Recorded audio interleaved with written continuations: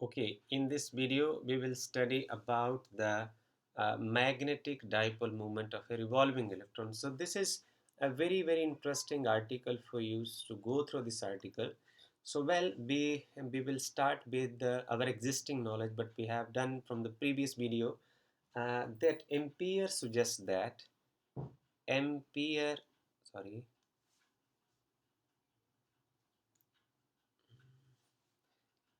Ampere suggests that this was the conclusion from our last video, suggests that magnetism is due to circulating current. Magnetism, very interesting article. Magnetism due to is due to circulating currents. Magnetism is due to circulating currents. This is what you have done from the last video. This was what you have studied.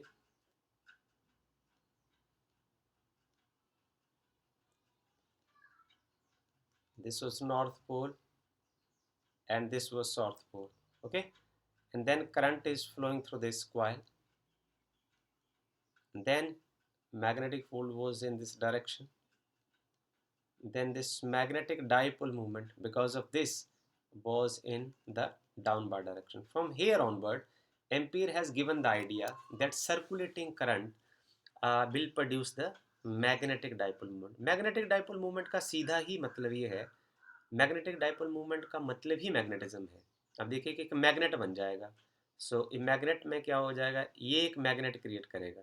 इसको आप सीधा समझ लेना है कि magnetic dipole means magnetism. Okay, now we will start with the same concept. अब इस concept को हम लगाते हैं कि यदि सर्कुलेटिंग करंट जो है वो मैग्नेटिक फील्ड पैदा करते हैं, मैग्नेटिक मूवमेंट पैदा करते हैं, तो हम इस कंसेप्ट को आगे चलकर डिस्कस करते हैं कि नील Bohr has used the same idea in his model in 1911. But he has taken considered some nucleus in his model. This nucleus is of some charge Ze at the center. An electron is revolving around that nucleus with some velocity b, and m is the mass of electron. Then the momentum of the electron will be along this direction. This is the radius of this circular path, right?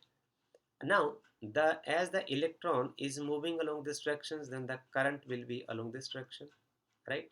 So now grip this wire from a right hand. You will find that the direction of the magnetic movement will be determined in the downward direction using the right hand rule. तो ऐसे आपने इसको grip किया along the direction of current, तो आपका जो thumb है वो नीचे की डायरेक्शन में चला जाएगा. आप इसको ऐसे करके यदि आप ग्रिप करेंगे, उंगलियां आपकी ऐसे की ओर आएंगी, ऐसे आपका करंट है, तो आपका जो थंब होगा वो निचले की डायरेक्शन में चला जाएगा. So this will be the direction of the magnetic movement. इस डायरेक्शन में मैग्नेटिक मूवमेंट होगा. ओके, और यदि आपने इसको पिक्चर से दिखाना हो तो आप इसको ऐसे दिखा सकते हैं.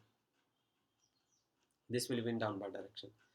So Neil Bohr has taken this idea, and now we will take the idea to move forward mathematically. यहाँ ये कहा गया कि यदि चार्ज मूव करता है एटम में, एक न्यूक्लियस है, न्यूक्लियस के किनारे इलेक्ट्रॉन है, इलेक्ट्रॉन का अपना चार्ज होता है, इसका मतलब यदि उसको सर्कुल में घूमेगा तो नेचुरली करंट पैदा होगा. So current because of this charge is equal to E divide by T. ये बेसिक डेफिनेशन ऑफ करंट है. I is equal to Q by T. So here you have considered the charge Q is equal to E, charge on an electron, and over time period. Okay. Now time period की value आप यहाँ से निकाल सकते हैं. जो time period होगा, time period T is equal to 2 pi. It is the distance, circumference of the circular track upon the velocity of the electron. इसको मैं इक्वेशन नंबर 1 मार्क कर दूँ, इसको मैं इक्वेशन नंबर 2 मार्क कर दूँ. What will happen then? जो current होगा उसका जो वैल्यू आ जाएगा, यहाँ भर दीजिए E upon 2 pi r into velocity. This is equation number 3. अब जो मैग्नेटिक मूवमेंट पैदा होगा, इस मैग्नेटिक मूवमेंट का फार्मूला आपने कर रखा है already, m is equal to I time A. So the magnetic movement of this atom is, इस एटम के मैग्नेटिक मूवमेंट को हम म्यू एल से लिख देते हैं. सो ये होना चाहिए आई टाइम ए. ओके, सो इसका मतलब ये होना चाहिए इज इक्वल टू, करंट क्या हुआ, E V upon 2 pi time R into area क्या हुआ सर्कुलर ट्रैक का, this is pi R square. So pi के साथ आपका पाई कैंसिल हो जाएगा, आर के साथ आर कैंसिल हो जाएगा. Your mu L be now E V R upon 2. मैं ऐसे करता हूँ मैथमेटिकली, मैं इसको थोड़ा सा ऐसे ऑपरेट कर देता हूँ कि मैं मास ऑफ एन इलेक्ट्रॉन के साथ मल्टीप्लाई कर देता हूँ और मास ऑफ एन इलेक्ट्रॉन के साथ डिवाइड कर देता हूँ. आपकी इक्वेशन कुछ इस तरीके की हो जाएगी, ई अपॉन 2 me, ये वाले पार्ट को ऐसे लिख लो, multiplied by mass of an electron, velocity of an electron and radius of circular track. जरा गौर से देखिए, ये वाला पार्ट जो है ये मोमेंटम है, momentum of an electron, and this is the radius of an electron, and this is equal to L. How? You know this? आप जानते हैं L जो होता है वो होता है R vector cross P vector. Now here R और P के बीच में एंगल कितना है, 90 डिग्री है. यदि मैं इसको यहाँ खोल दूँ तो आ जाएगा R P. P means mass of an electron, velocity of an electron, and sine 90 degree. So sine 90 degree is equal to 1. So you are left with mass of an electron, velocity of an electron and the radius. इसका मतलब आप इस वाले part को आप क्या लिख सकते हैं, एल लिख सकते हैं. Okay, so we have here mu L is equal to E upon 2 time mass of an electron into L. Okay, यदि अब मैं इसको वेक्टर नोटेशन में लिखूं तो ये ऐसा हो जाना चाहिए, mu L, okay, vector, and then charge on an electron is negative E upon 2 time mass of an electron and L vector. Now see it carefully. इसका मतलब क्या हुआ कि जो अब इसका म्यूअल है that is in in vertically downward direction. इसका मतलब कि इसका जो एंगुलर मोमेंटम है वो इस डायरेक्शन में है. Angular momentum is along this direction. Conclusion क्या निकला, angular momentum and magnetic movement of an atom, of an electron in an atom are oppositely directed. वो एक दूसरे के उल्टा होते हैं. मैं इसको क्वेश्चन नंबर 4 मान लेता हूँ. Okay, but if but if charge is positive, if charge is positive what will happen.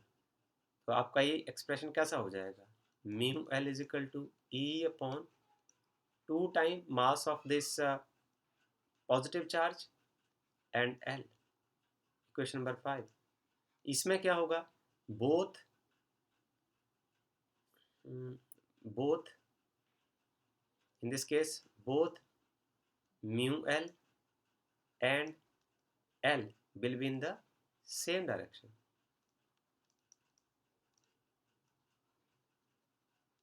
Right? This is very interesting article. आगे चलिए, अब हम इन दोनों के रेशो बनाते हैं. ये देखिए, हम ऐसा करते हैं, मैग्नीट्यूड की रेशो लेते हैं हम, mu L divide by L. You are left with E upon 2 time mass of an electron. Charge on an electron is 1.6 cross 10 to the power minus 19 coulomb, and mass of an electron is 2 times 9 cross 1 cross 10 to the power minus 31 kilogram. ये solve करने के बाद आपके पास आ जाता है 8.8 cross 10 to the power 10 coulomb पर किलोग्राम. इसका मतलब क्या हुआ कि जो मैग्नेटिक मूवमेंट और एंगुलर मोमेंटम की जो रेशियो है वो फिक्स आती है, और ये एक्सपेरिमेंटली प्रूव्ड है. This is proved experimentally, experimentally proved. अब इसका कंक्लूजन हुआ, कुछ इससे कुछ रिजल्ट निकला। रिजल्ट ये निकला कि एटॉमिक लेवल के ऊपर भी मैग्नेटिक मूवमेंट एग्जिस्ट करता है। मैग्नेटिक मूवमेंट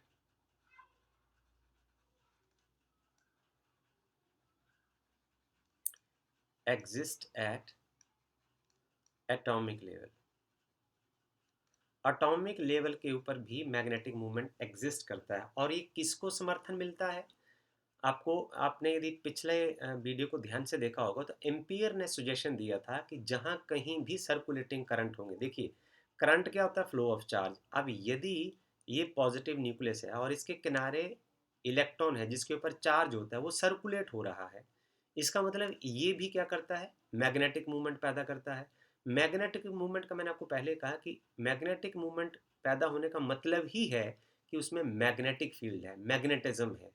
इसका मतलब कोई भी मैग्नेटिक मटेरियल होता है तो उसके साथ उसके अंदर एटम होते हैं। एटम के में न्यूक्लियस होता है, न्यूक्लियस के किनारे इलेक्ट्रॉन रिवॉल्व करते हैं। इसका मतलब उसके अंदर मैग्नेटिक फील्ड हमेशा एग्जिस्ट करता है। Magnetic field always exist there. So this the existence of the magnetic movement is the proof of this. Okay, तो इसलिए हम इसको क्या बोल सकते हैं? हम इसको ये बोल सकते हैं, इस मैग्नेटिक मूवमेंट को, so we can say, so we can say this magnetic moment is atomic magnetic moment. Okay, this is called atomic magnetic moment. This is very interesting thing, and it has given birth to the new kind of mechanics that is called quantum mechanics, right? So you will study in the BSc classes. अब हम ऐसा करते हैं कि इसको थोड़ा सा extend करते हैं इस डिस्कशन को, कि यदि हम बोहर क्वांटाइजेशन कंडीशन इसमें लगाते हैं, यू नो अबाउट इट, कि जो मैं यूँ लिखता हूँ कि जो म्यू एल है it is equal to E upon 2 time mass of electron and this is angular momentum. Angular momentum का मतलब है, इसको आप फिजिकली समझने की कोशिश करें कि यदि मैं एंगुलर मोमेंटम के बारे में कोई बात करूं तो उसका मतलब क्या हुआ? उसका मतलब ये हुआ कि किसी एक रेडियस में कोई मास जो है वो गोले गोले में चक्कर लगा रहा है। बस ऐसे देखना आपने, ऐसे ऐसे करके जब कोई पार्टिकल है, what ever it is charge और मे नॉट बी चार्ज, तो जब वो गोले में घूमता है तो उसका जो नेट मोशन होता है गोले में, उसको हम एंगुलर मोमेंटम बोलते हैं। तो बोहर ने ये कहा, बोहर ने कहा कि भाई देखो, ऐसा है कि यदि आपके पास कोई पॉजिटिव चार्ज है, ओके, अब इसमें इलेक्ट्रॉन की अपनी मर्जी नहीं होती कि इलेक्ट्रॉन चाहे जहाँ मर्जी घूमे। जैसे मान लो उसका मन करे मैंने यहाँ घूमना है तो यहाँ घूमे, यहाँ घूमना है तो यहाँ घूमे, यहाँ घूमना है तो यहाँ घूमे। कहता है कि उसके लिए उसकी अपनी मर्जी नहीं होती कि वो जहाँ चाहे वहाँ घूमे। वो कुछ एक ऐसी ट्रैक्स हैं जिनमें वो घूम सकता है, और उन ट्रैक्स की मैथमेटिकल कंडीशंस हैं कि उसका जो एंगुलर मोमेंटम है उसका आंसर जो है वो ऐसे आना चाहिए, एन एच अपॉन 2 पाई। इसको सेटिस्फाई करता होना चाहिए, जहाँ जो एन है वो है 1 2 3 so and so on, and h is the Planck's constant, that is 6.6 cross 10⁻⁻34 joule second, उसकी ये वैल्यू होगी। अब वो किस रास्ते में घूम सकता है? जिसमें L जो है या तो h अपॉन 2 पाई हो, या फिर L जो है वो 2h अपॉन 2 पाई हो, या फिर L जो है वो 3h अपॉन 2 पाई हो। पर वो इस रास्ते में नहीं घूम सकता। जैसे L जो है वो 1.5h अपॉन 2 पाई हो, L जो है वो 1.7h अपॉन 2 पाई हो, ये सर्कुलर ट्रैक इलेक्ट्रॉन के लिए अलाउड नहीं है। ये है इसका मतलब कि इलेक्ट्रॉन हर जगह नहीं घूम सकता। ऐसे आपको समझना है इसको। ओके, वेल, हम चलते हैं आगे कि जो यदि हम इसको ऐसा करते हैं तो हम ये देखते हैं, इसमें जानने की कोशिश करते हैं कि यदि हम यहाँ कंडीशन लगा दें कि जो एंगुलर मोमेंटम की कंडीशन जो है वो है एन एच अपॉन 2 पाई, तो हम ये देखें कि ये जो अटोमिक मैग्नेटिक मूवमेंट है इसकी कम से कम कितनी वैल्यू हो सकती है, मिनिमम वैल्यू इसकी कितनी अलाउड है। ओके, सो उसके लिए क्या करना पड़ेगा? जो ई अपॉन 2 m ई, ये तो ऑलरेडी कॉन्स्टेंट है। आप देखिए जरा इसको, कि मैं ऐसे लिखता हूँ, ये आएगा mu L, it is E upon 2 m ई, ये तो फिक्स है ऑलरेडी। मैं ऐसा करता हूँ, इसका जो मल्टीपल है उसको अपने मिनिमम वैल्यू पर ले जाता हूँ। तो इसकी मिनिमम वैल्यू क्या होगी? When n is equal to 1 means जब ये वाला पार्ट को मैंने मिनिमम करना है, ये तो आप इसको हिला जुला नहीं सकते, ये तो आपका फिक्स रहेगा। तो इस वाले पार्ट को आपको कम से कम कर देना है, तो मीन्स इसकी जगह आपको h/2 पाई भर देना है। सो ये आपके पास बच जाएगा EH/, this is 4 pi time mass of an electron. So now here every parameter is now known to you. This is charge on electron 1.6 10 to the minus 19 coulomb. This is Planck's constant 6.6, पहले भी लिखा था हमने, 10 to the minus 34 joule second. And this is mass of an electron 9.1 cross 10 to the minus 31 kilogram. यदि आप इनको यहाँ substitute करते हैं तो minimum value of this magnetic movement, ये वैल्यू मिनिमम हो जाएगी और ये सॉल्व करके आएगा 9.27 cross 10 to the power minus 24 ampere metre. इसको हम बोलते हैं वन बोहर मैग्नेटोन. ओके, अब आपको इसको क्या समझना है? आपको ये समझना है इसको आपने याद करना वो एक अलग बातें हैं, उसकी कोई ज़रूरत नहीं है.